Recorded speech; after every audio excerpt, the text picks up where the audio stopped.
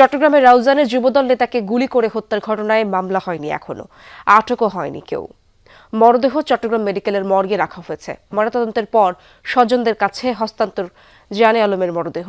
এর আগে গতকাল রাত 8:30টায় উপজেলার পূর্ব গুজরা ইউনিয়নে কয়েকজন দুর্বৃত্ত জানে আলমকে লক্ষ্য করে গুলি ছোড়ে। এরপর দ্রুত পালিয়ে যায় তারা।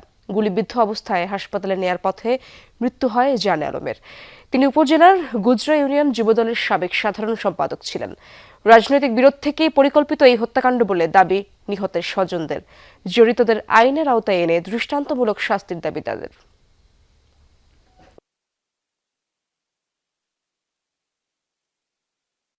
আমার বাবা সুষ্ঠু বিচার চাই। আমার বাবাকে ষড়যন্ত্র করে মারা হয়েছে রাজনৈতিক ইস্যু নিয়ে। আমরা চাই রাউজানের পুলিশ প্রশাসন ও জনগণের কাছে একটা সুষ্ঠু বিচার। দর্শক, চাঞ্চল্যকর এই ঘটনার বিস্তারিত জানার চেষ্টা করব। চট্টগ্রামে যেতে চাই, সহকর্মী জুবায়েদ ইবনে শাহাদাত সেখানে খবরগুলো রাখছেন। জুবায়েদ, জানাবেন হত্যাকাণ্ডের বিষয়ে নতুন কোনো আপডেট কি আপনার কাছে রয়েছে কিনা? পুলিশ এই হত্যাকাণ্ডের ব্যাপারে কি বলল?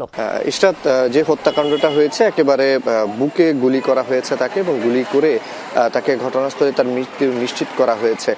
যদিও বা হাসপাতালে নিয়ে যাওয়ার পর কর্তব্যরত চিকিৎসকরা মৃত ঘোষণা করেছেন, কিন্তু যে হত্যাকাণ্ডটা হয়েছে এটাতে এখনো কাউকে শনাক্ত, চিহ্নিত বা আটক করা সম্ভব হয়নি। মরদেহ মর্গে আছে এবং সেটা এখন যেটা ময়না তদন্ত তার জন্য নিয়ে যাওয়া হবে।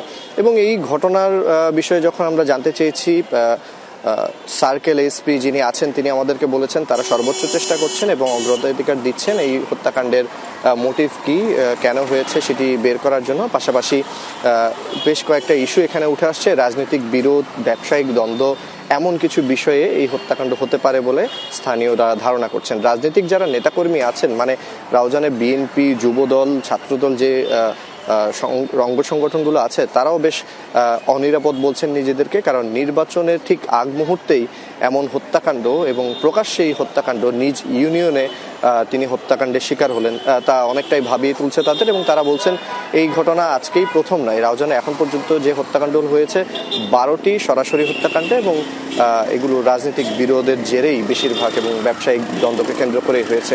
তো তারা এই বিষয়ে প্রশাসনের সুনজর দাবি করছেন। পাশাপাশি তারা এটাও বলছেন যে জড়িতদের আইনের আওতায় আনা এবং যে অস্ত্রগুলো লুট হয়েছে থানা থেকে সেগুলো এই হত্যাকাণ্ডে ব্যবহার করা হচ্ছে বলে তারা ধারণা করছেন, তাই সেগুলো উদ্ধারের জন্য তারা তাগিদ দিচ্ছেন। ইশরাত, ধন্যবাদ আপনাকে জুবায়েদ।